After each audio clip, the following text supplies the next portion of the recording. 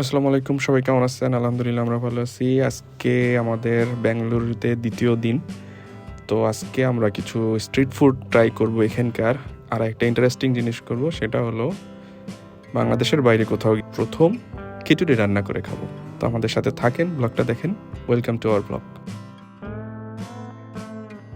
সকালে ঘুম থেকে উঠে রুমে কিছু খাবার দিয়েছে, নাস্তা করেছিলাম আজকে। তারপরে আমাদের চুলা টুলা দিয়ে গেছে রুমের মধ্যে। তো এখন নিজেরাই রান্না করে খাওয়া যাবে, কারণ এই ভিনদেশি স্বাদ খুব বেশিক্ষণ আপনার নাও ভালো লাগতে পারে। তো বেটার হলো আপনি যেখানে উঠতেছেন সেখানে যদি নিজেই রান্না করে খাওয়া যায়। তো আমরা বাজার করতে বেরোইছি, এখানে একটা স্মার্ট বাজার আছে রিলায়েন্সের, ওইখান থেকে কিছু কেনাকাটা করব আর নিজেরাই রান্না করে খাবো। এখন দুপুর হয়ে গেছে, এখন মনে হয় খাইতে পারবো না, রাতের বেলা হয়তো রান্না করবো। তো আস্তে আস্তে আমরা এই যেখানে একটা আমার পেছনে দেখতে পাচ্ছেন একটা সুন্দর কেক শপ পাইছি, ওখান থেকে জুসও বিক্রি করে। আর একটা সুগার ক্যান জুস খাইলাম, আখের জুস। আর এদের অনেক কিছু পেস্টি অনেক কিছু আছে, তো ওগুলো হয়তো কিনতে পারি। বাজার করে যেটা মজা হয়েছে যে একে তো আমার হয়তো প্রচুর অপশন, একই জিনিসের অনেক ভ্যারাইটিস পাবেন। আর আমরা অনেক কিছু এক্সপেরিমেন্টালও নিচ্ছি, যেগুলো হয়তো আগে খাই নাই। বাংলাদেশে তো মোটামুটি সব কিছুই যায়, কিন্তু একটু বেশি প্রাইসে যায়, কিন্তু এখানে ওই অরিজিনাল প্রাইসটাই আপনি আর কি এগুলো পাবেন। এই স্মার্ট বাজারের পাশে একটা ছোট কার্ট আছে, এই কার্টে আমরা দুপুরে লাঞ্চটা করে নিব। একটা বড়া পাও আর হলো তাওয়া রাইস বলে, ওইটা অর্ডার দিছি, আর দুইটা জুস অর্ডার দিছি। এই বড়া পাও নিচে 28 টাকা, আর ওয়াটারমেলন জুস নিচে 66, মোসাম্বি জুস মনে হয় 66, আর তাওয়া পোলাও নিচে 95 টাকা। সব মিলে সব কিছু দিয়ে 290 টাকা।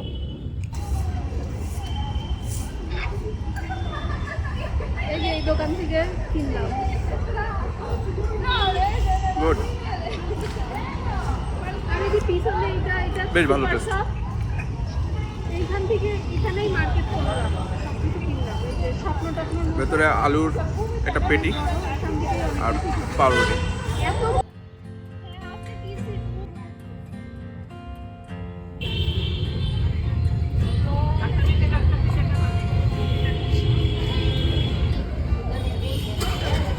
মটরশুঁটি দেয়া, আলু দেয়া,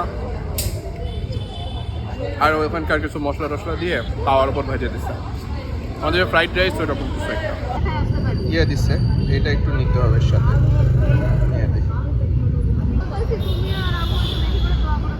আমাদের দেশের যে কোনো জায়গায় ইয়োগার্ট যেগুলো দেয় ওগুলো একটু সুইট হয়, কিন্তু এরা টকই রাখে, এর মধ্যে এরা মিষ্টি দেয় না।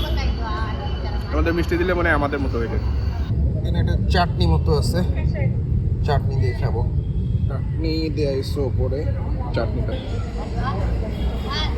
এই কয়েকদিন যা যা খাইছি কালকে থেকে আজ পর্যন্ত, তার মধ্যে এগুলোর ফ্লেভার এবং টেস্টটা বাড়ি মারতেছে। এতক্ষণ যেগুলো ছিল খুব প্লেন স্মুথ, ওরকম খুব ফ্লেভারফুল কিছু ছিল না, কিন্তু এইটাতে স্পাইসও আছে। আবার আপনার বিশেষ করে যে ইয়েটা আচারটা নিলাম ওইটা বেশ স্পাইসি। এটা হলো তরমুজের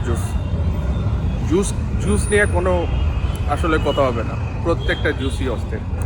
এবং এখানে জুসের সাথে আমরা হলো বেশি আইস নেই, তো আইস ছাড়াই ওরা পুরো জুসটা বানাই দিচ্ছে। যেটা হয়েছে ভিনদেশি টেস্ট বেশিক্ষণ ভালো লাগে না। প্রথম ভালো লাগতেছিল, এখন এসে নিজেদের খাবার খাইতে ইচ্ছা করতো। আমরা সাথে করে, যদিও আমি নিয়ে আসতে যাচ্ছিলাম না, আমার খালা শাশুড়ি এবং শাশুড়িরা জোর করে আমাদেরকে কিছু খাবার পত্র বেঁধে দিছে, সেগুলা এখন রান্না করে খাচ্ছি। চাল, ডাল, রসুন, পেঁয়াজ এসব নিয়ে চলে আসছিলাম অল্প অল্প করে। তো এখন যখন বাইরের খাওয়া শেষ, একবার করে টেস্ট করা হয়ে গেছে, এখন মনে হচ্ছে যে কিছু খাবার দাবার রুমে রান্না করি। আর আজকে আমাদের চুলা টুলা দিয়ে গেছে।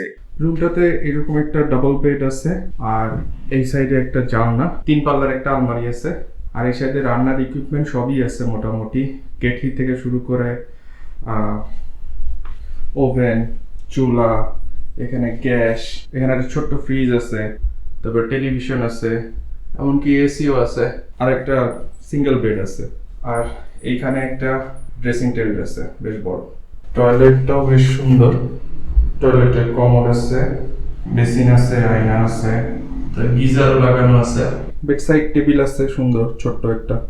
তো রান্নাঘরে মোটামুটি সবই আছে, যা যা দরকার হইতে পারে মোটামুটি সবই দিছে। তো একদিন লেট হয়েছে ওদের দিতে, কারণ এই হোটেলটা আপনারা দেখেই বুঝছেন যে এটা হলো একেবারেই একটা নতুন জায়গা, এবং আমরাই মনে হয় এই রুমে মনে হয় প্রথম আমরাই আছি, এবং দেখে বোঝা যাচ্ছে যে পুরোপুরি আনটাস্ট একটা রুম।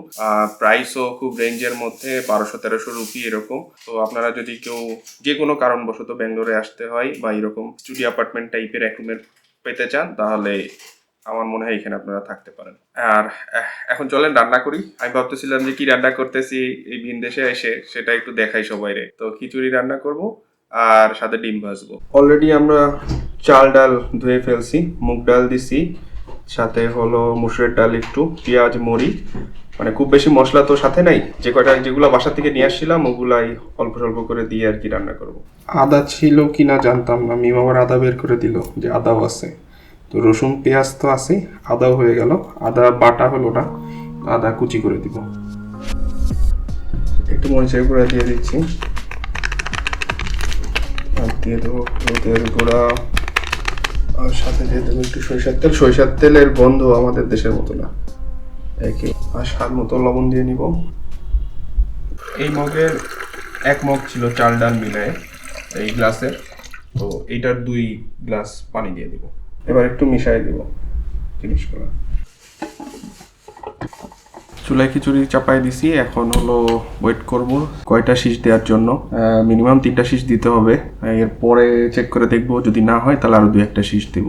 আচ্ছা, বেশ কিছু জিনিস এই 2 দিনে আমরা শিখছি। শুরু থেকে বলি যে আমরা যে প্রবলেমগুলো ফেস করছি, কিছু জিনিস আমরা আগে থেকে প্রিপারেশন নিয়েছিলাম এবং কিছু জিনিস নেই। যেমন যত পারেন স্ন্যাক্স, বিস্কুট বা শুকনা খাবার যেগুলো থাকে, চকলেট, এই টাইপের খাবার দাবার আপনি হলো সাথে রাখেন। কারণ ঢাকা থেকে ব্যাঙ্গালোরের জার্নি অ্যাটলিস্ট 12 ঘন্টা সময় লাগে, যদিও প্লেনে খুব কম সময়, কিন্তু এয়ারপোর্টে প্রসেসিং, ইমিগ্রেশন সব কিছু মিলায় একটা লম্বা সময়। 1টার দিকে বাসা থেকে বেরোইছিলাম আর আমরা হোটেলে উঠছি প্রায় 11:30-12টার দিকে। তো এই জন্য বেটার হলো আপনি ওই দিন যেদিনকে এসে পৌঁছাবেন সেদিনকে রাতের এবং পরের দিন সকালবেলা পর্যন্ত এই শুকনা খাবার সাথে রাখেন। কারণ আপনি আসার সাথে সাথেই রাত 11টা-12টার সময় খাবার পাবেন না।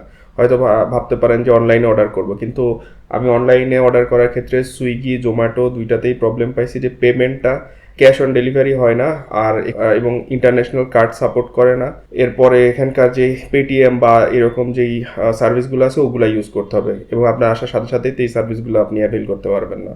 যদি সম্ভব হয় আপনার যেই হোটেলে উঠবেন সেই হোটেলের কাউকে বলে রাখবেন যে রাতের খাবারটা যেন ব্যবস্থা করে রাখে। যে শুকনা খাবার আরও কিছু আছে, যেমন চাল ডাল, পেঁয়াজ রসুন আদা, এগুলো আমরা শুরুর দিকে নিয়ে আসতে চাচ্ছিলাম না, পরে হলো আমাদেরকে জোর করে অনেকটা দিয়ে দিছে। এবং যেটা বলে মানুষ যে গুরুজনের কথা বাসি হলেই ফলে, তো আমাদের গুরুজনরা আমাদেরকে বলছিল, বাট আমরা যেহেতু স্মার্ট লোকজন, তো আমরা ভাবছি যে সব এখানে আসার পরে অ্যারেঞ্জ করে ফেলবো, কিন্তু আসলে অ্যারেঞ্জ করাটা এত ইজি না।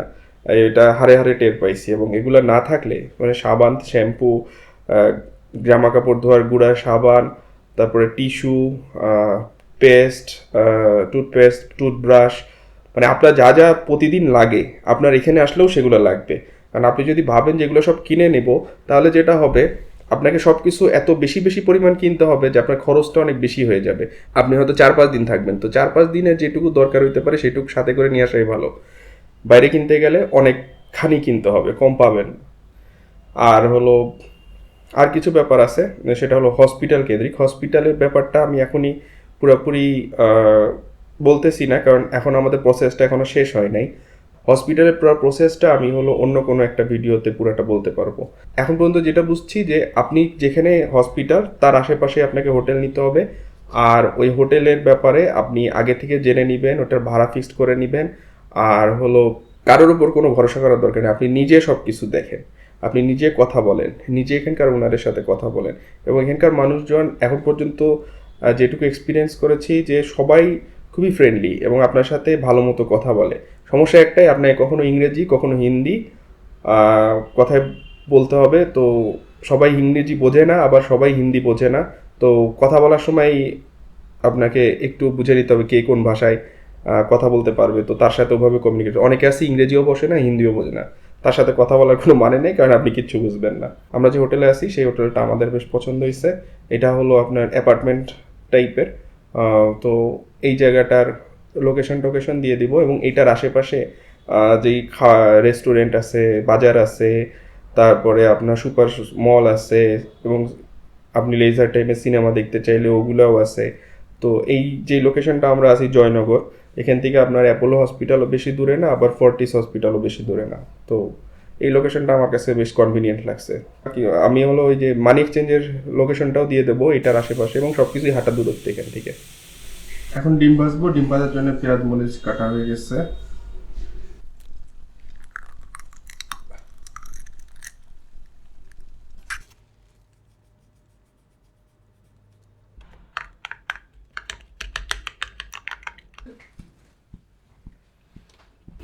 আমরা ডিমটা করতেছি সরিষার তেলে।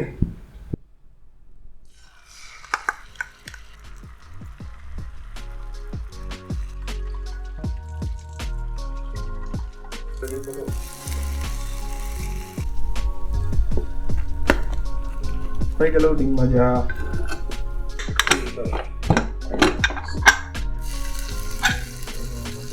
খিচুড়ি দেখতে নাইস হয়েছে।